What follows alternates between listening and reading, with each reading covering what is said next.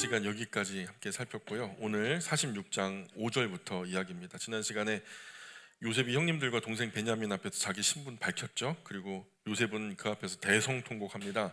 그래서 이제 45장을요 대성통곡이라고 저는 외우고 있거든요. 대성통곡하고 그 울음소리가 파라오 궁전까지 전해지죠. 그래서 요셉이 오랜 시간 지나서 가족과 상봉했다는 소식에 파라오도 또 이집트의 모든 고관 대작들도 그늘없이 기뻐하죠. 왜냐하면 자기들의 생명의 은인이니까요. 나라가 망하고 또 자기들도 죽을 수밖에 없었던 그 상황에서 요셉의 지혜로 또 하나님의 함께하심으로 그들이 살아났으니까 생명의 은인에게 좋은 일이 벌어진 거 아니겠습니까? 그러니까 그늘없이 기뻐해 주죠. 파라오는 기꺼이 자신의 수레를 내어줍니다. 그리고 가나안 땅에서 요셉의 아버지 야곱과 더불어서 모든 식소를 태우고 올 만큼 충분하게 마차를 보내죠. 그리고 오가는 길에 먹을 길 양식, 음식도, 그리고 요셉 아버지 야곱에게 줄 이제 넉넉한 선물들도 파라오가 친히 초청하는 극진한 영접의 메시지도 전하죠.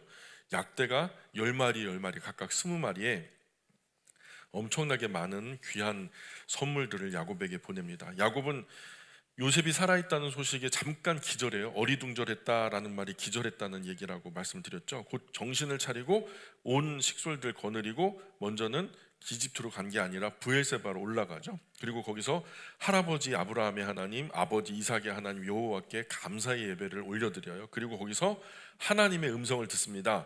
이집트로 가거라. 너의 후손이 반드시 이 약속의 땅으로 돌아오게 하겠다. 그러나 너는 이집트 요셉의 품에서 죽게 될 것이다. 이런 하나님의 확답을 듣습니다. 그래서 그렇게 야곱과 모든 식솔은 가나안 땅을 떠나서 이집트로 향합니다.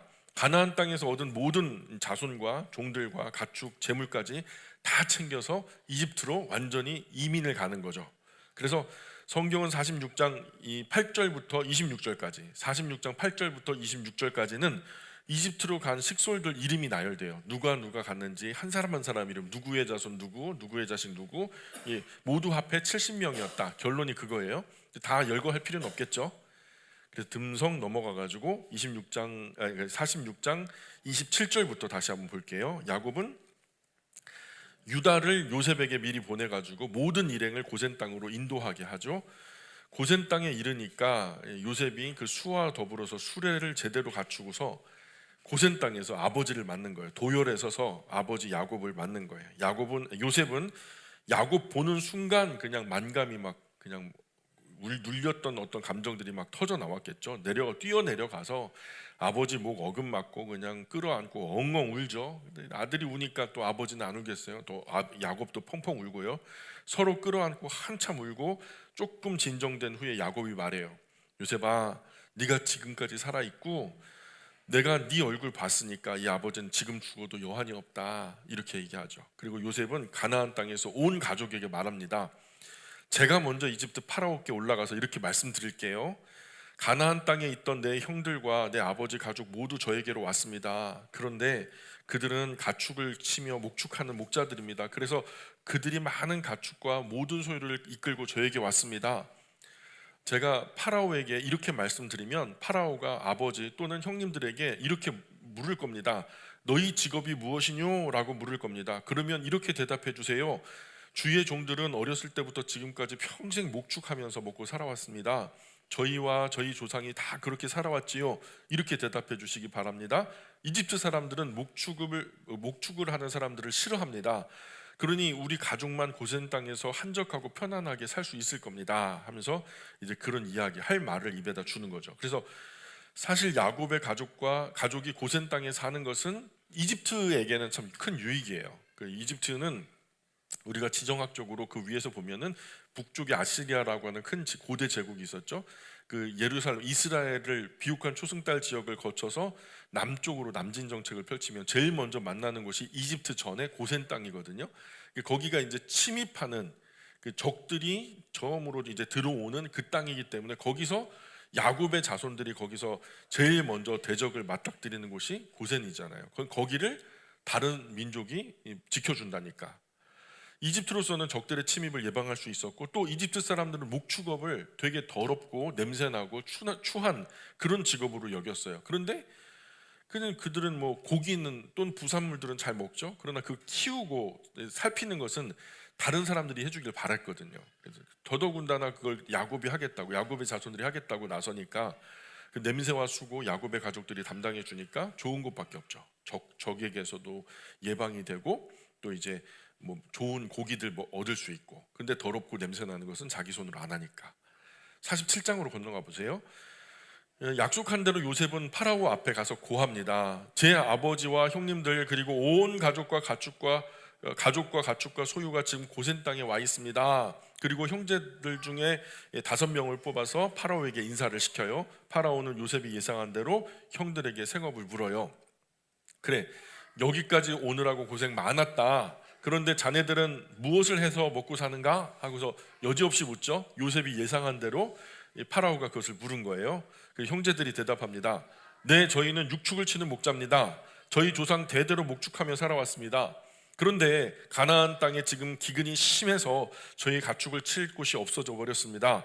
그래서 염치불구하고 저희가 이곳에 살려고 여기까지 왔습니다. 파라오께서 원하신다면 저희가 고센 땅에서 살 수 있도록 선처해 주십시오. 파라오가 요셉에게 따로 불러 말해요. 따로 불러 말하기를, 요셉, 그대의 아버지와 형제들이 여기 이렇게 찾아왔구나. 이집트 땅 모두 그대 관할하에 있지 않은가? 그러니 살기 좋은 땅에 자네 아버지와 형제들이 잘 살 수 있도록 미리미리 살펴드리게나. 그래, 자네 가족이 목축을 한다고 들었네. 목축을 하기에 고센 땅이 가장 좋지 않은가? 내가 그들이 거기서 살 수 있도록 여러모로 도와주겠네. 그리고 자네 가족 가운데 가축을 잘 치는 사람이 있으면 나의 가축들을 돌봐주도록 좀 말 좀 잘해주게나 하면서 파라오도 그들이 고센 땅에 사는 것을 기뻐 맞이하는 거죠. 그래서 이번에는 요셉이 아버지를 모시고 이제 파라오 앞으로 나갑니다. 야곱은 파라오 앞으로 나가면서 파라오에게 복을 빌며 인사해요. 그리고 파라오가 물어요. 그대의 연세가 어찌 됩니까? 묻죠. 그랬더니 야곱의 대답은 나그네처럼 이리저리 돌아 살아온 세월이 올해로 130이 되었습니다. 그러나 저희 조상들에 비하면 그리 많은 것도 아니지요. 또 우리 조상들처럼 그리 많이 헤매며 돌아다닌 것도 아니지만 그래도 이제까지 참 험난한 인생을 살아왔습니다. 이렇게 얘기를 해요. 인사 마치고 야곱은 파라오에게 다시 복을 빌어주면서 일어나죠. 그리고 요셉은 파라오의 명령대로 아버지와 형제들이 비옥한 고센 땅 중에서도, 그 고센이 굉장히 넓거든요. 고센 땅 중에서도 제일 비옥하기로 소문난 데가 라암세스예요. 여러분 들어보셨죠? 라암세스. 그 라암세스라는 동네를 이 야곱의 자손들이, 야곱의 가족들이 머물 수 있는 동네로 완전히 모든 가족의 편애를 다 살펴주죠. 먹을 것을 얻을 수 있을 때까지 가족 수대로 먹을 양식이 부족함이 없이 계속해서 공급해 주고요. 요셉이 약속한 야곱의 가족은 큰 기근 한가운데서도 무엇 하나 부족함 없이 넉넉하고 풍족하게 살아갈 수 있게 됐단 말이죠. 그러나 이집트를 둘러싼 모든 나라 형편은 갈수록 어려워져요. 이제 기근이 2해밖에 안 됐는데 앞으로 기근이 몇 년이 더 가야 돼요? 5년이 더 해줘야 되거든요. 그러니까 갈수록 형편은 심각해지겠죠. 기근은 점점 더 가혹해집니다. 어디를 가도 먹을 것을 구할 수가 없어서 난리가 난 거죠. 그래서 이집트 사람도 가나안 사람도 먹을 것이 없어서 굶주리게 됩니다. 먹을 것을 구하려고 이집트 요셉에게 오면 요셉은 돈을 받고 곡식을 팔았어요. 그렇게 모여지는 어마어마한 돈을요, 전 그 이집트와 이집트 주변의 열강의 나라가 전부나 돈을 싸가지고, 뭐 그때는 은전 금전이잖아요. 이런 돈들을 싸가지고 다 파라오한테 상납을 하는 거예요. 그냥 전 세계에서 이집트 파라오가 가장 큰 부자가 된 거예요. 그 기근 때문에. 자, 기근은 그러나 멈추지 않고 계속되죠. 이집트 사람도 가나안 사람도 계속되는 기근에 돈으로 곡식을 사지만 돈도 다 떨어져요. 뭐 더 어떻게 생산할 수 있는 게 아니니까요. 그래서 사면의 모든 백성이 요셉에게 찾아와 가지고 하소연을 하기를, 저희에게 먹을 것 좀 주십시오. 먹을 것이 이제 하나도 없습니다. 가지고 있던 돈도 다 떨어지고 없습니다. 그러나 이대로 죽을 수는 없지 않습니까? 우리가 함께 먹을 것을 좀 주십시오. 요셉이 말하기를, 돈이 없으면 돈을 대체할 다른 재산이라도 가져와라. 그래요. 그래서 사람들이 곡식 얻기 위해서 가축들을 끌고 옵니다. 돈 대신에 이제 가축들을 받아주겠다는 거예요. 그래서 요셉은 근데 그 가축을 누가 다 돌봐요? 그 가축을 누가 다 돌보냐고요? 예? 야곱의 가족들이 다 돌보는 거예요. 야곱의 가족들의 큰 사업이 벌어진 거죠. 그 이집트는 물론이고 열방의 모든 나라에서 가축들을 다 끌고 오니까 그걸 누가 다 관리하냐고요. 야곱의 자손들이 이때 한몫 챙겼다는 말이 있어요. 자, 그래서 요셉은 가축을 받고 곡식을 내어주죠. 그렇게 한동안 가축 받고 곡식을 내어줍니다. 그러나 기근이 되어서 다음 해가 되니까 가축도 없어요. 곡식과 바꿔 먹을 가축도 없어요. 그래서 그 사람들이 또 몰려오기를, 와서 말하기를, 총리님, 저희가 총리님께 저희 처지 말씀드릴 수밖에 없습니다. 총리님도 아시다시피 저희가 가지고 있던 돈도 곡식도 모두 돈도 짐승도 곡식 사느라고 다 떨어졌습니다. 또 저희가 가지고 있던 가축대 곡식 사느라 총리님께 다 갖다 드렸습니다. 그리고 이제 저희에게 남은 것은 이 몸뚱아리 텅 빈 밭밖에 없습니다. 그러나 산입에 거미줄 칠 수는 없지 않습니까? 저에게 굶어 죽지 않도록 어떻게 좀 해주십시오. 그나마 있는 밭도 저렇게 황폐한 채로 텅 비어 있지 않습니까? 그러니 저희 몸뚱아리와 밭을 사주십시오. 그리고 저희에게 곡식을 주십시오. 그래야 저희가 먹고 목숨 부지할 수 있지 않겠습니까?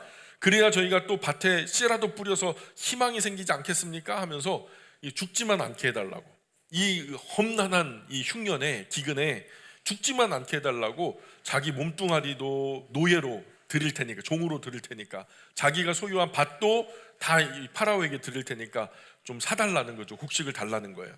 그들 말에 요셉은 흔쾌하게 승낙하고 이집트 모든 밭을 곡식으로 산 거죠. 그리고 산 모든 밭을 파라오에게 바칩니다.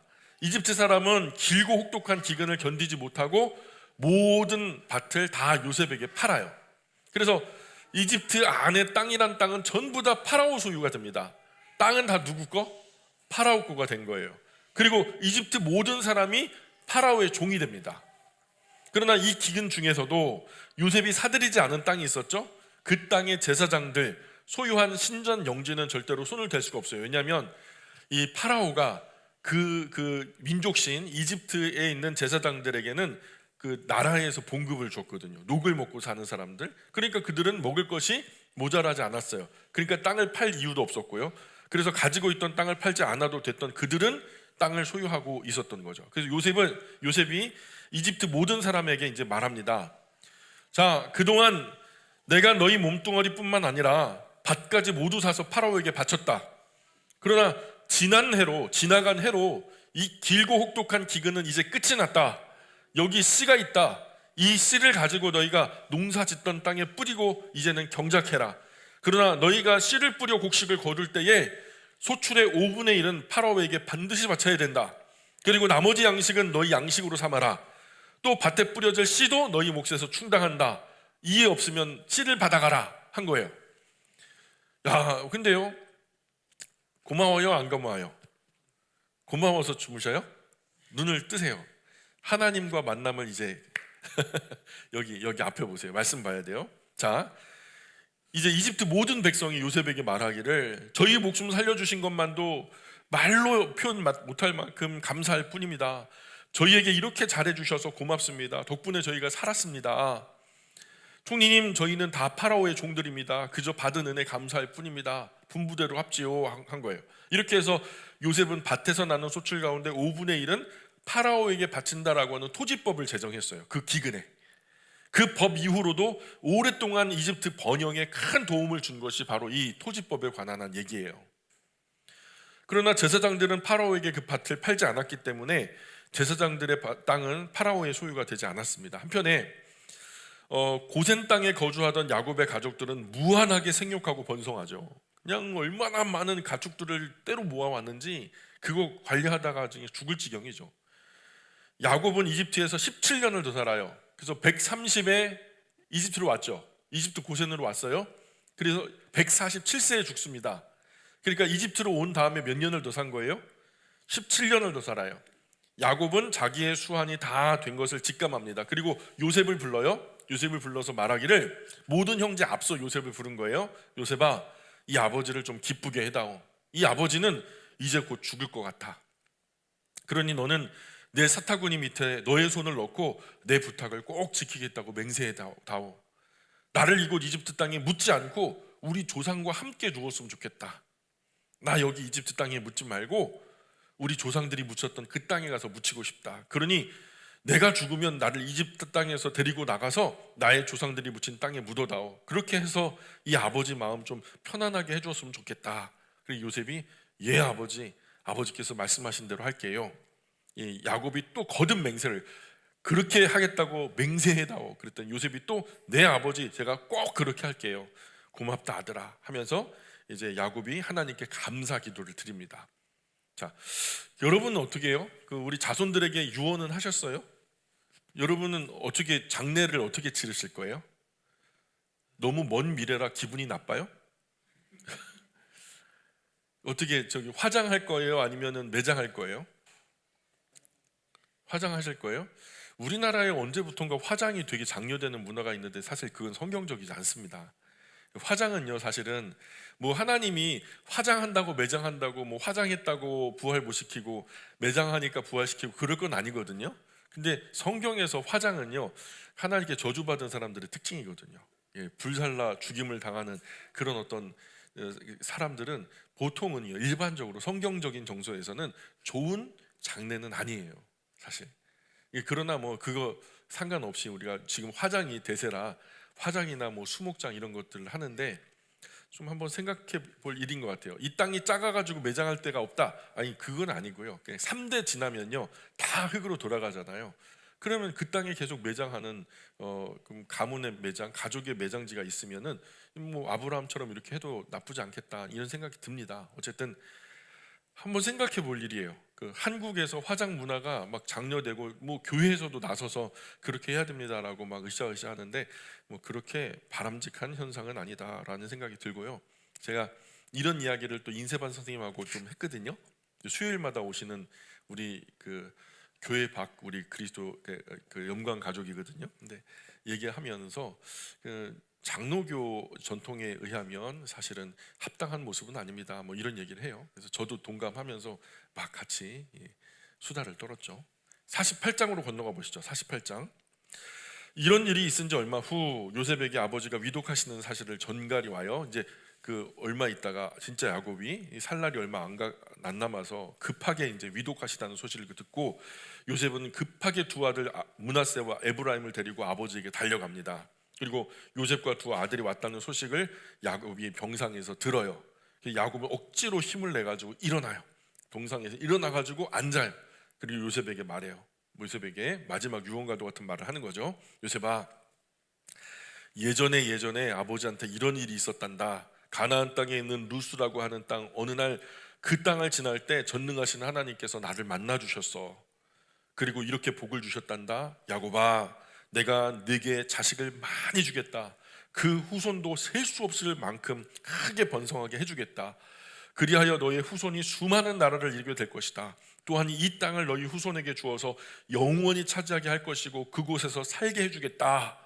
그러니 요셉아, 내가 이곳 이집트에 오기 전에 네가 낳은 두 아들 에브라임과 므낫세는 이제 내가 나의 아들로 삼겠다. 루벤이나 시므온처럼 내 아들로 삼겠다는 말이야. 손주잖아요. 손자가 아니라 아들의 반열을 올려주는 거예요. 그래서 너는 이 두 아이들 말고 또 다른 낳는 아이들을 너의 자식으로 삼아라. 네가 또 낳을 그 아이들에게는 므낫세나 에브라임이 받을 재산을 상속시켜 주어라. 내가 너의 두 아들을 나의 아들로 삼는 이유는 너의 어머니 라헬 때문이다. 내가 네 어머니 라헬이 얼마나 사랑했는지 너도 알지? 그런데 네 어머니가 메소포타미아에서 가나안으로 가던 중에 에브라스에서 그리 멀지 않은 곳에서 세상을 떠나셨단다. 지금은 베들레헴이라고 부르는 그 에브람 말이다. 내 슬픔이야 그 무엇으로 다 표현할 수 있겠냐. 그때 나는 너무나 슬프고 비통했단다. 그렇지만 어쩌겠니? 에브라스로 가는 길에 네 어머니 라헬을 묻었다. 말하던 중에 갑자기 야곱이 요셉의 두 아들을 보면서 물어요. 요셉, 네 곁에 그 아이들은 누구냐? 이 좀 의아한 거예요. 어떻게 생각하세요? 몰랐을까요? 인사를 벌써 많이 하지 않았을까요? 그런데 갑자기 요셉, 네 곁에 그 아이들은 누구냐? 이렇게 묻는데 아마 이제 정신이 혼미한 가운데 위독하다 하니까 아마 그런 상황이 벌어지지 않았나 이렇게 예상을 해봅니다. 그러거나 말거나 요셉은요, 이 아버지에게 이 말씀을 하죠. 예 아버지, 하나님께서 이집트에서 저에게 주신 아들들입니다. 그렇구나. 그 아이들 이리로 좀 가까이 데려와라. 내가 이 아이들을 축복해야겠다. 그래서 야곱 나이 147세라. 전에 야곱 아버지 이삭처럼 이삭도 나이가 많았을 때 눈이 어두웠죠. 그래서 속았잖아요. 그렇죠? 야곱에게 근사하게 속았잖아요. 지금 이삭처럼 야곱도 지금 눈이 어두워요. 요셉은 아버지 야곱 앞으로 두 아들을 데리고 다가가요. 야곱은 요셉 두 아들을 끌어안고 입 맞추면서 요셉에게 말해요. 내가 생전에 다시는 너를 볼 수 없을 거라 생각했어. 그런데 하나님께서 이렇게까지 손자들을 볼 수 있게 해주시니 얼마나 감사한지 모른다. 요셉이 두 아들을 잠시 물리고 그리고 자신이 아버지 야곱 앞에 무릎을 꿇고 땅을 머리에 대고서 큰 절을 해요. 일국의 총리가 아버지 앞에 그냥 엎드려가지고 큰 절을 하는 거예요. 주변에 선 사람들이 다들 놀랐을 거예요. 그리고 곧 아버지 야곱 왼쪽에 에브라임을, 오른쪽에 므낫세를 무릎 꿇게 해요. 그리고 야곱이 이제 그 머리에다 손을 얹고 이제 축복을 할 수 있도록 그렇게 이제 준비를 했는데, 야곱이 손을 엇갈려서 오른손을 에브라임 머리 위에, 왼손을 므낫세 머리 위에 얹는 거예요. 장자와 차자, 장자가 오른손이고 차자가 왼손이 올라가야 되는데 거꾸로 차자에게 오른손을 올리고 장자에게 왼손을 올리는 거예요. 왼손이 동생 에브라임 머리 위에 얹어져야 할 적절한 건데, 그런데 야곱이 그렇게 하지 않고 팔을 엇갈려서 이제 축복을 합니다. 어쨌든 시작이 됐어요, 축복 기도가. 나의 할아버지 아브라함이 섬기던 하나님, 나의 아버지 이삭이 섬기던 하나님, 오늘 이 두 아이에게 복을 내려주셔서. 어떻게 해요? 손을 엇갈려가지고. 손 엇갈려 보세요. 엇갈려 보세요. 졸려서 그런 거예요, 빨리. 엇갈려가지고 축복을 하는 거예요. 그래서 오늘까지 저를 이끌어 주신 하나님, 이 두 아이에게 복을 내려 주십시오. 인생의 온갖 어려움과 환난이 저에게 밀어 닥쳐도 그 속에서 저를 건져 올리신 하나님, 이 아이들에게 복을 주십시오. 이 몸의 이름이 또 할아버지 아브라함의 이름과 또 아버지 이삭의 이름이 이 아이들을 통하여 길이길이 이어지게 하여 주옵소서. 이 아이들이 많은 자식과 더 많은 후손을 얻게 하여 주옵소서 하면서 축복이 한참 되는 거예요. 자, 우리 아버지들에게는 축복권이 있어요. 성경적인 거예요. 아이들의 머리 위에 손을 얹고 축복기도 해줄 수 있어요. 근데 죽을 때 한 번 하면 억울하잖아요. 그 축복권은요, 무한 반복해도 무한 반복 생성이 되는 거거든요. 아이들요, 매일매일 축복해 주세요. 어머니들 섭섭해하지 마시고요. 어머니들도 축복권이 있어요. 부모라면 축복권이 있습니다. 아멘. 아이들 머리에 손 얹고 한번 축복기도 해주세요. 감동이 다를걸요. 그 성경에서 보장하는 아브라함과 이삭과 야곱과 요셉을 관통하는 이 놀라운 이 부모님에 의해서 자녀들에게 관통되어진 축복권이요, 대대에 이를 거예요. 머리에 손을 얹고 기도하는 것은 참 귀한 일이에요. 성경적이에요. 아이들 아침에 학교 갈 때, 저는 학기 시작할 때, 방학 끝나고 학기 시작할 때요, 아이들 안수해줘요. 그래서 이번 학기도 좋은 친구들 만나게 하시고 또 좋은 선생님 만나게 하시고 영도 육도 건강하게 지혜롭게 총명하게 잘 이 학기 잘 진행할 수 있게 해달라고, 그리고 절대로 악한 사단 더러운 사람들 접근조차 못하게 막아달라고, 등교 하교하는 모든 시간에 안전으로 지켜달라고 그렇게 아이들에게 머리에 손 얹고 학기마다 기도해 주거든요. 한번 해보세요.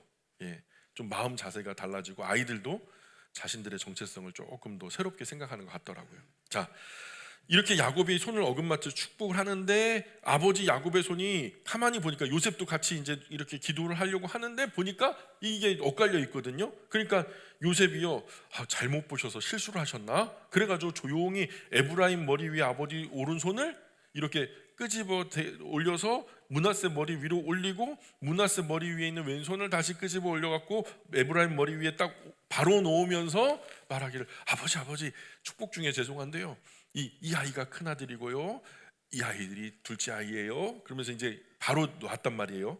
그랬더니 야곱이 말이야, 아들아, 나도 알고 있어.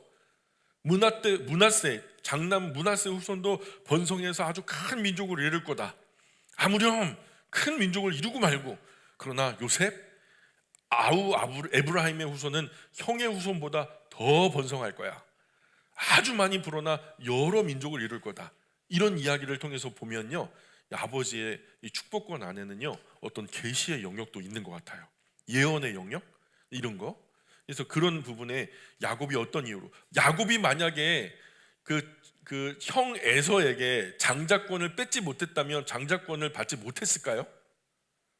예? 팥죽 한 그릇에 에서 형의 장자권을 뺏지 못했다면 장자권을 얻지 못했을까요? 저는 그렇게 하지 않았을 거라고 봐요. 하나님께서 어떤 방법인지는 알지 못하지만 야곱이 그 권한을 얻을 수 있도록 은혜롭게 인도하셨으리라고 생각해요. 여기서도 그러잖아요. 안다 나도 안다 하면서 하나님이 그렇게 하시겠다는 거 어떻게? 그렇죠? 그러니까 인간적인 술수는 별로 도움이 되지 않는 것 같아요. 하나님이 하시는 게 저는 순적하고 부작용도 없고 아름답다고 생각합니다. 자, 그런데 이날 야곱은 에브라임과 므낫세에게는 이렇게 축복을 한 거예요. 이제 이스라엘 사람들이 다른 이들에게 축복할 때마다 너희 이름을 들먹일 거야. 너희를 표본으로, 그러니까 직접 이제는 하나님께 기도하는 게 아니라 두 아들을 보면서 두 이제 아들 반열로 올라올 손주들을 보면서 말하기를 이제 이스라엘 사람들이 다른 이들을 축복할 때마다 너의 이름들을 들먹일 거다. 너희를 표본으로 삼아서 너희 이름을 부를 것이다. 사람들은 언제나 이렇게 복을 빌게 될 거야. 에브라임처럼 므낫세처럼 하나님께서 그들에게 복을 내리시기를 하면서 야곱은 에브라임 므낫세를 앞에 세우죠. 그리고 야곱은 또 요셉에게 말해요. 나는 이제 이 세상을 떠날 거야. 그러나 하나님은 늘 너와 함께 하실 거야. 그분은 너를 이끌어 너의 조상이 살던 땅으로 데리고 가실 거야. 내가 기름진 땅 세겜만은 너의 형들에게 주지 않고 너에게 줄게. 그곳은 내가 아모리 사람들에게서 활과 칼로 빼앗은 곳이란다 하면서 이제 세겜이라고 하는 성읍 알죠? 세겜에서 큰 갈등이 있었잖아요. 그 세겜 성읍을 중심으로 한 세겜의 땅이 굉장히 비옥했으니까요. 그 땅이 풍요로운 땅이라는 걸 아는 거예요. 그 땅을 요셉 너에게 줄게 하고서 약속을 하면서 일단락을 합니다. 그리고 49장으로 건너와 보세요. 49장으로. 49장은 소위 축복장이라고 해요. 축복장. 따라해 보실까요? 축복장, 청국장, 된장, 고추장 다 따라하시냐? 예, 축복장이에요. 축복장. 자, 소위 야곱이 자녀들을 축복하는 축복장으로 불리는데 사실 축복만 있는 게 아니라 저주도 있어요. 벌도 내려요. 그래서 축복 저주장 뭐 이렇게 해도 되는데요.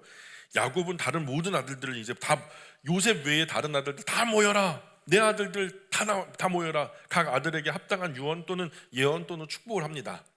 자, 야곱의 아들들 모두 다 이리 가까이 모여봐라. 이제 앞으로 너희에게 어떤 일이 일어날지 내가 말해주겠다. 이제부터 이 아버지가 하는 말에 귀를 기울여라. 잘 들어야 된다.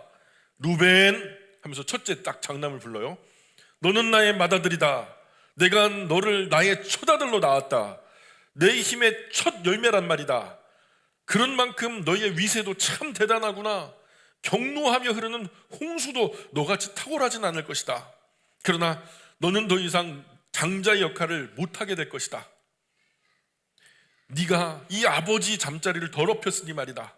어째서 너는 이 아버지의 소실과 함께 잠자리에 들었느냐? 이놈아! 하고서 끝. 루벤은 그것으로 끝. 그 다음에 둘째, 셋째, 이리 와봐. 시몬 레위야, 너희는 칼로 아주 잔인하게 폭력을 휘두르는구나. 내가 분명히 말한다. 이 아버지는 너희가 이 악한 꿍꿍이로 짜내는 모의에 가담하지 않았다. 그리고 너희 모임에도 간섭하지 않겠다. 어떻게 화가 난다고 사람을 쳐 죽일 수가 있냐? 눈 하나 깜짝 안 하고 장난삼아 히덕거리면서 소 발목에 힘줄을 끊으며 어떻게 그렇게 잔인하게 학대할 수가 있냐? 너희 하는 것들이 너무 잔악하구나. 너희 행한 그대로 벌을 받을 것이다. 너희 눈에 살기가 번뜩이는구나. 반드시 그에 따르는 벌을 받을 것이다. 결국 너희는 이스라엘 가운데 힘쓰지 못하고 흩어지게 될 것이다. 그래서 둘째, 셋째, 시몬과 레위는 그렇게, 이게 축복이에요, 저주예요? 넷째 유다야, 이제 유다가 나와요. 너의 형제들이 너를 칭송할 것이다. 네가 너의 원수들의 목덜미를 잡게 될 것이다. 너의 형제들이 너에게 절을 하게 될 것이다. 내 말 잘 들어라. 유다가요, 효자일까요, 불효자일까요? 유다가 효자예요, 불효자예요? 대답해 보세요. 불효자였죠. 근데 38장 이후에 집 나갔다가 들어온 이후에 효자가 돼버렸어요. 그래서 노년의 아버지 야곱이요, 제일 많이 의지하고 마음을 주는 아들이요, 사실은 유다예요. 내 부모를 공경하라. 이는 네가 땅에서 잘 되고 장수하리라. 이는 약속이는 첫 계명이다. 유다가 잘 돼요, 못해요? 유다에게서 누가 나오죠? 다윗이 나오죠. 유다에게서 또 누가 나와요? 예수님이 나오죠. 잘 됐어요, 안 됐어요? 잘 되는 거죠. 어쨌든요, 너의 형제들이 너에게 절을 하게 될 것이다. 내 말 잘 들어라. 유다야, 너는 먹이를 잡아 살던 굴로 돌아가는 젊은 사자다. 마치 사자처럼 몸을 웅크리기도 하고 쭉 펴기도 하는구나. 눈치 보지 않고 그냥 막 밀림의 제왕처럼 너는 그렇게 자유롭게 힘있게 살아가게 될 거라는 거예요. 너는 젊고 힘센 사자 같아서 너를 귀찮게 구는 이가 하나도 없을 것이다. 유다야, 너는 언제나 왕의 호를 한 손에 쥐고 있을 것이다. 그래서 너의 후손도 대대로 큰 왕과 임금들이 태어날 것이다. 너에게서 세상 모든 이에게 안식을 주실 큰 실로의 왕께서 오실 것이다. 세상 모든 백성이 그 큰 실로의 왕 앞에서 허리를 굽혀 경배할 것이다. 그래, 유다야, 너는 풍족하게 살아갈 것이다. 너는 포도나무에서 새끼 나귀를 메어 놓을 정도로 풍성할 것이다. 여러분, 포도나무에다가 새끼 나귀를 묶어 놓으면 어떻게 돼요? 포도나무에다가 새끼 나귀를 묶어 놓으면 어떻게 돼요? 나귀가 포도나무를 다 갉아먹겠죠. 그만큼 흔한 거예요. 포도가 너무 많이 흔하니까 당나귀에게 먹이로 줄 정도로 흔하니까 그냥 메어 놓는 거예요. 붉은 포도주에 옷을 빨 정도로. 포도주면은요, 뭐 해야 돼요? 마시는 거죠. 근데 거기에 옷을 빨면 돼야 안 돼요? 너무 많으니까. 그냥 너무 많으니까 거기에 옷을 빨 정도로 풍족하게 살게 될 것이다. 너의 몸은 강건할 것이다. 네 두 눈은 포도주처럼 붉고 이빨은 우유보다 힐 것이다. 그러면서 이제 유다에게는요, 진짜 말 그대로 축복이죠. 받으려면 유다의 축복을 받아야 돼요. 아멘입니까? 예. 그리고서 스불로나, 너는 이제 바닷가에서 살게 될 것이다. 너의 바닷가는 배들이 닻을 내리는 항구가 될 것이다. 너의 땅은 시도네까지 이를 것이다. 하면서 이제 스불론은 바닷가 항구를 이제 거점으로 삼아서 살게 되는 그 자손들이 되는 거죠. 이사가라, 너는 고집센 당나귀 같다.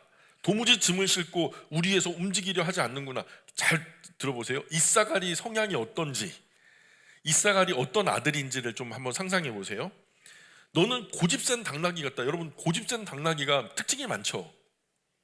도무지 짐을 싣고 우리 안에서 움직이려고 하지 않는구나. 그저 쉬기만 좋아하고 아무것도 안 하면은 아이 좋아, 아 정말 좋아, 여기가 좋아, 그러고 있구나.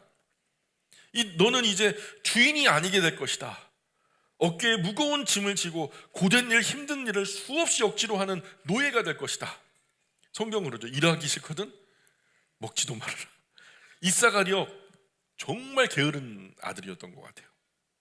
그저 그냥 아무것도 안 하면은 아이 좋아, 정말 좋아, 여기가 좋아 하면서 아무것도 안 하고 그냥 게을러 빠진 그런 아들이었던 것 같아요. 그래서 대신 너는 이제 누군가에게 부림을 받으면서 노예 생활처럼 그렇게 비참하게 살아갈 것이다. 아들에게 할 말 못할 말이 있는데, 그죠? 다나, 너는 이스라엘 다른 지파처럼 자기 백성을 다스릴 것이다. 다는 길가에 숨어있는 뱀과 길섭에 숨어있는 독사 같을 것이다. 말 뒷굽을 물어 타고 있는 사람마다 고꾸라뜨리게 될 것이다 하면서 단이 좀 기습해가지고 뭔가를 이렇게 등쳐먹고 나쁜 짓을 하는 그런 사람처럼 뭐 비춰지는데요. 자, 그리고 이 얘기를 하다가 갑자기 야곱이 여호와 하나님, 저는 주님의 구원을 고대합니다. 갑자기요, 밑도 끝도 없이. 아마도 이 유언을 하면서 뭐 체력이 달렸다든가 아니면 뭔가 죽을 고비를 넘겼다든가 막 힘들어했던 것 같아요. 그러면서 그 이어서 이제 단에 이어서 가세게도 이제 얘기를 하죠. 가사, 강도떼가 너를 공격할 것이다. 그러나 곧 그들과 싸워서 이기고 그들의 뒤를 쫓아 추격할 것이다. 그런 일이 너에게 있을 거야 라고 가세게 말해줬고요. 아세라, 네가 차지하는 땅은 기름진 땅이다. 너의 땅에서 좋은 식물이 많이 생산될 것이다. 그래서 왕의 밥상에 오를 진귀한 음식들이 너희 땅에서 장만하게 될 것이다. 이렇게 예언하고요. 납달리야, 너는 뛰노는 암사슴 같다. 사랑스러운 새끼 사슴들을 품에 안은 뛰노는 암사슴이다. 이게 암사슴은 뭐예요? 참 이제 납달리에게서 미녀들이 많이 나왔는지 아니면 탐스러운 건지 뭐 모르겠어요. 이게 어떤 이 납달리 지파 안에서만 나오는 독특한 어떤 풍요로움이 있었던 것 같아요. 잘 알지 못하지만. 자, 요셉아, 이제 드디어 요셉까지 왔어요. 요셉아, 너는 물가에 심어놓은 포도나무 같다. 물가에 포도나무 심으니까 시들겠어요? 안 들겠어요? 절대. 물가에 심어놓은 나무, 이건 누구를 두고 한 얘기냐면 요셉을 두고 한 말이에요. 사실은 그 동굴이 샘가를 뒤덮는 무성한 나무처럼 싱싱하구나. 너의 가지가 무성하여 담 밖에까지 뻗어나갔구나.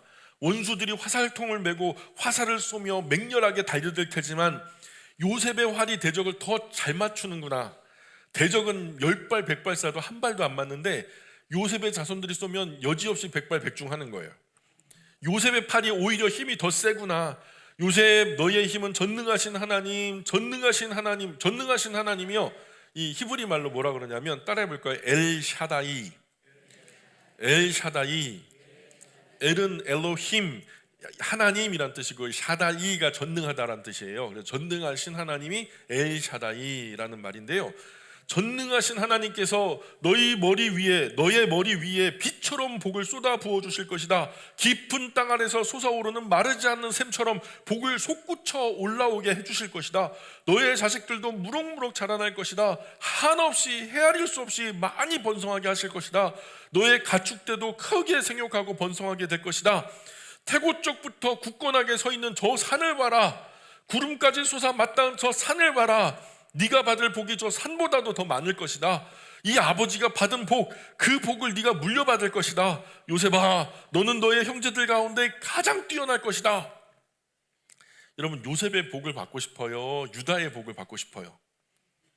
고민이 되죠? 유다? 역시 영적인 분이세요, 우리 장로님. 하여튼 유다든 요셉이든 복을 받아보세요. 그죠? 베냐민아, 이제 마지막으로 베냐민 나와요. 베냐민아, 너는 굶주린 늑대 같다. 굶주린 늑대 생각해 보세요. 어떤 존재 같아요? 아침에는 사냥한 것을 먹으며 저녁에는 사로잡은 것을 찢는구나. 좀 포악한, 베냐민이 그렇게 좋은 성격의 사람은 아니었던 것 같아요. 어쨌든 야곱은 이렇게 자신의 12아들, 장차 12지파 조상들에게 축복을 하고 여러 가지 일어날 일들이나 또 행한 그것에 대한 벌이라든가 이 야곱이 마지막으로 할 말을 다 하죠. 그리고 성경에서 뭐라고 말하냐면 마지막에 이렇게 자녀들에게 할 말을 다 한 다음에 아들 각자에게 가장 적절하게 축복했다라고 기록하고 있어요.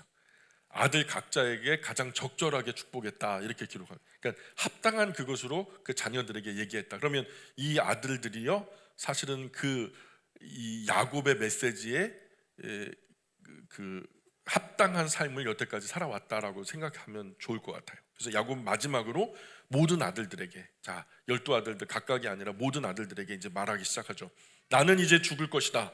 내가 죽으면 조상들이 묻혀 계신 저 햇사람 에브론 밭에 있는 동굴에 나를 묻어다오. 그 굴은 가나안 땅 마므레 앞 동쪽 막벨라 밭에 있다. 그 밭은 너의 증조부 되시는 아브라함 할아버지께서 우리 가문의 묘지로 쓰시려고 햇사람 에브론에게 산 것이다. 우리가 에브론에게 살 때 우리도 증인이었죠. 에브론에게 살 때 저와 여러분도 현장에 있었잖아요. 맞아요? 틀려요? 그때 우리도 봤잖아요. 그때 그렇게 얘기해놓고서 에브론에게서 살 때, 그래서 증인들이 많아요. 증인들이 많아요. 그래서 에브론에게 산 것이다. 너희 증조 할아버지 아브라함도 증조 할머니 사라도 거기 묻히셨단다. 너희 할아버지 이삭도 너희 할머니 리브가도 거기 모셨단다. 너희 어머니 레아도 거기 모셨단다. 나도 거기 묻히고 싶다. 그 밭과 그 밭에 있는 굴은 햇사람한테 분명히 우리가 산 것이야. 그러니 걱정하지 말고 나를 꼭 거기에 묻어다오. 이 야곱은 이렇게 자녀들에게 유언을 해요. 그리고 다시 자리에 누웠어요. 그리고 숨이 떠나갑니다. 그래야 12에게로 돌아갔다라고 성경은 마무리를 짓고 있어요. 50장으로 건너가 볼게요. 요셉은 돌아가신 아버지 야곱 얼굴에 몸을 구부려 이제 마지막 입맞춤을 하죠. 그리고 통곡을 합니다. 요셉은 자기 주치의들에게 명령해요. 아버지 야곱의 시신을 향료와 향유를 넣어서 미라로 만들게 해요. 야곱은요 미라가 됐어요. 자, 그렇게 미라로 만드는 기간이 40일이나 걸려요. 예, 그 이집트 사람들은 그리고 죽은 날, 야곱이 죽은 날로부터 70일 동안을요 국가적인 장으로, 애도 기간으로 삼아요. 그래서 이집트의 총리 요셉의 부친이 상을 당하셨으니 국가적인 장례로 치릅니다 선포해가지고 70일 동안 애국을 하는 거예요. 그 무슨 왕이 이렇게 죽어도 이렇게 크게 슬퍼하진 않을 텐데, 그 애도하는 기간이 지나자 이제 요셉은 궁중 대신 고위 공직자들 다 그리고 모아놓고 얘기하는 거예요. 저희 아버지께서 돌아가시면서 저에게 유언하셨습니다. 자기 시신을 가나안 땅에 묻어달라 하셨고 저에게 꼭 그렇게 하겠다고 맹세하게 하셨습니다. 가나안 땅엔 저희 조상이 묻혀있는 가족 묘실이 있습니다. 아버지는 그곳에 묻히기를 원하셨습니다. 그러니 파라오께 나아가 제가 가나안 땅으로 올라가 저희 아버지를 그곳에 모시고 오게 해달라고 말씀드려 주십시오. 아버지를 그곳에 모시고 나서 다시 돌아오겠습니다. 이게요 자칫 잘못해서 잘못 보면요 구테타 같이 보이거든요. 요셉이요 힘이 있고 능력도 있잖아요. 파라오를 뒤집고 뭔가 나쁜 짓을 할 수 있는 것처럼 보이지만 이게 요셉의 입에서 나오면 별로 아름답지가 않아요. 그러니까 파라오 주변에 있는 사람들에 의해서 파라오의 귀에 들어가면 합당하다 여기고서 파라오가 선처를 해주겠죠. 그래서 파라오가 그 이야기를 그 주변 사람들에게 듣고서 그래 그대 부친이 그렇게 맹세하게 하신 대로 가나안 땅에 올라가 부친을 잘 모시고 오도록 해라 하면서 허락을 해주죠. 그래서 요셉은 아버지 시신을 가나안 땅에 모시려고 길을 떠납니다. 파라오를 섬기는 고위공직자 왕실 관료들 하나 빠짐없이요 이집트 각지 지도급 인사들 다 따라 나서고요 요셉 아버지 야곱의 장례식 참석하려고 요셉을 따라 가나안 땅으로 함께 올라가는 사람이요 수를 헤아릴 수가 없었대요.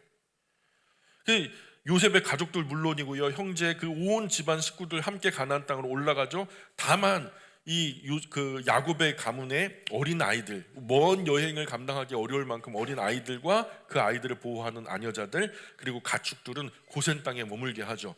야곱의 온 몸을 안치한 상여가 이제 진행하면서 앞으로 병거가 막 헤아릴 수 없고요 뒤로 병거가 헤아릴 수 없고요 수많은 사람 말을 타고 가는 조문객 엄청나서 성경의 기록이 그래요. 수를 헤아리기가 어려웠다. 예. 그렇게 상여 행렬이 요단강 동쪽 아닷의 타작마당, 이제 묻힐 곳이 바로 내려다 보이는 그 타작마당까지 이르자 한동안 거기에 멈춰서 큰 소리로 통곡을 합니다. 요셉이요 그곳에서 7일 동안 장례를 치른 거예요. 7일 동안 애곡하는 소리가 끊어지지 않았다는 거죠. 그래서 가나안 사람들은 이 조문 행렬이 아닷에서 오랫동안 통곡하는 것을 보고서는 그 지역을요 별명을 붙였어요.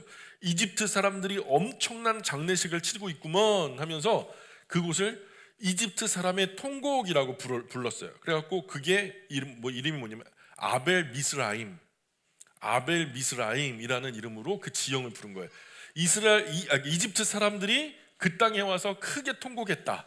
이집트 사람의 통곡이란 이름으로 그 지명을 부르게 된 거죠. 그래서 야곱의 아들들은 아버지가 유언한 대로 아버지 시신을 가나안 땅 마물의 동쪽 막벨라 밭 있는 굴에 안장을 하죠. 막벨라 밭 가운데 있는 굴은 아브라함이 햇사람 에브론에게 가족 묘실로 쓰려고 산 것이다. 이게 계속 반복돼요.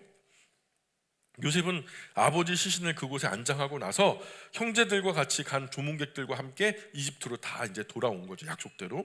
한편 아버지가 돌아가시자 요셉의 형님들이요 갑자기 걱정이 확 밀려와요.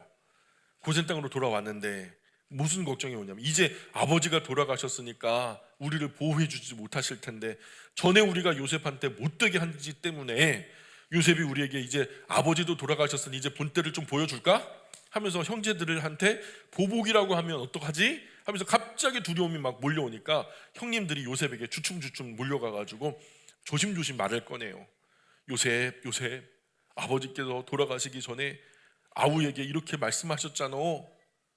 너의 형들이 너에게 잘못한 일이 있었더라도 이제는 그 못난 형들의 허물들을 좀 너그러이 덮어줘라.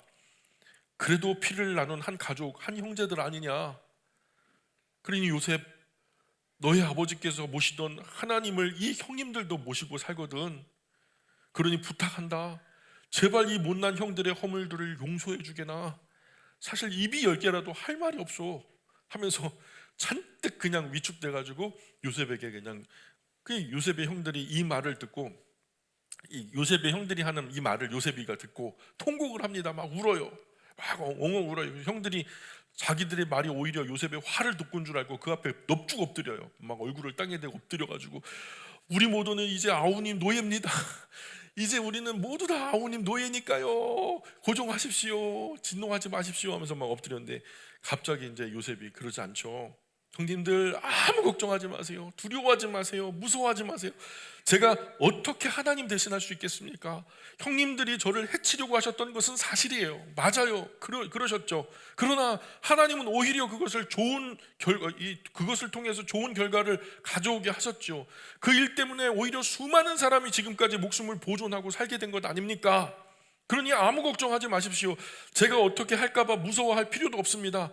제가 형님들을 잘 보살펴 드리겠습니다. 그리고 형님들의 자식들까지도 내 자식들처럼 잘 돌볼 테니까 아무 두려움 걱정하지 마세요. 요셉이 이런 따뜻한 말로 형님들을 안심시키죠. 형님들은 너무 고마워가지고 가슴이 터졌다는 소식이 있어요. 어쨌든 요셉은요, 집안 모든 가족과 함께 이집트에서 잘 살게 됩니다. 그러다가 요셉도요, 나이가 들까요, 안 들까요? 예, 요셉도 나이가 들어요. 110세의 일기로 세상을 떠납니다. 요셉은 에브라임 자녀 자손 3대까지 봤고요. 또 맏아들 므낫세의 아들 마길의 자녀를 요셉 자신의 자녀로, 아버지가 자기의 자녀 요셉의 자녀 에브라임 므낫세를 자식들의 반열로, 손주가 아닌 자식들의 반열로 올린 것처럼 이 므낫세에게도 어떤 사건이 있었던 것 같아요. 그래가지고 이 므낫세의 아들 마길의 자녀들을요, 그 손주들인데 요셉 자신의 자녀들의 반열로 이렇게 올려주죠. 그리고 요셉은 세상 떠날 때가 가까워지자 자손들에게 유언하기를 어떻게 했냐면, 야곱이 자신에게 유언했던 그 얘기 그대로, 이제 나는 세상을 떠나야 할 때가 된 것 같아. 하지만 나는 걱정하지 않아. 하나님은 너희를 잘 돌봐주실 거야. 야, 멋진 말이죠. 자녀들을요 잘 키우면은요 이렇게 유언할 수 있어요. 나는 걱정하지 않아. 내가 죽어도 너의 하나님께서 너를 잘 돌봐주실 거야. 이게 쉬운 말 같아요? 어려운 말 같아요? 여한 없이 자녀를 위해서 기도해 준 부모님만 할 수 있는 말이에요. 예, 그래서 요셉이 그래요. 나는 걱정하지 않아. 하나님은 너희를 잘 돌봐주실 거야. 그래서 하나님은 증조 할아버지 아브라함, 할아버지 이삭, 아버지 야곱에게 분명하게 약속하신 대로 너희는 머지않아 이 땅을 떠나 하나님께서 너희에게 약속하신 그 땅으로 이끌어내실 거다.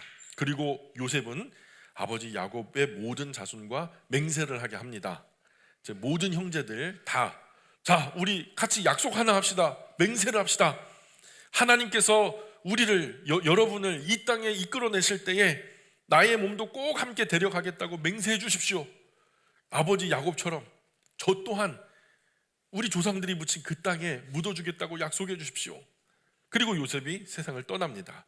그러자 사람들은 요셉의 몸에 향료와 향유를 넣어서 미이라로 만든 뒤에 관에 넣었어요. 그게 이제 창세기 50장 끝의 이 얘기죠. 다음 시간에는요 46장부터 50장까지 우리가 낭독을 하고요, 이제 어디로 가야 될까요? 순서대로 출애굽기로 가야 되겠죠? 예, 여기까지 하겠습니다. 기도합니다. 귀하신 하나님, 저희들이 정말 오래 사는 것 같지만 정말 짧게 삽니다. 천년을 하루같이 보시는 하나님의 눈에는 저희들은 순간이요 찰나의 삶을 살지만, 그러나 저희가 이 짧은 인생의 순간을 정말 하나님 앞에서 하나님이 보시는 그 눈으로 우리 스스로를 보지 못해서 그 이 짧은 순간조차도 잘못 살아드릴 때가 많습니다. 하나님, 저희들을 용서하여 주시고 이 믿음의 조상들이 대를 이어 신앙을 계승하는 것처럼 저희도 이 땅에 있는 동안, 이 짧은 100년 동안 우리가 할 수 있는 가장 가치 있는 일, 다음 세대에 내 하나님 아버지 여호와 하나님을 우리 자녀들도 아버지 하나님이라고 부를 수 있는 그 신앙을 계승하는 일에 최선을 다하여 수고하고 헌신할 수 있도록 은혜를 더하여 주옵소서. 그래서 자손 3대가 아니라 자손 만대까지 주님 부르시는 그날까지 이 놀라운 여호와 하나님의 신앙이 이 가정과 가문에서 끝까지 유지될 수 있도록 도와주시고, 하나님이 가정 가문 안에 열방의 많은 사람들을 옳은 곳으로 돌아오게 하는 영적인 리더들이 많이 나타날 수 있도록 큰 복의 복을 더하여 주옵소서. 오직 하나님만 영광 받으셨으면 좋겠습니다. 이 10월 한 달도 하나님 동행하여 주시고 인도하여 주옵소서. 감사하며 예수님 거룩하신 이름 의지하여 기도합니다. 아멘.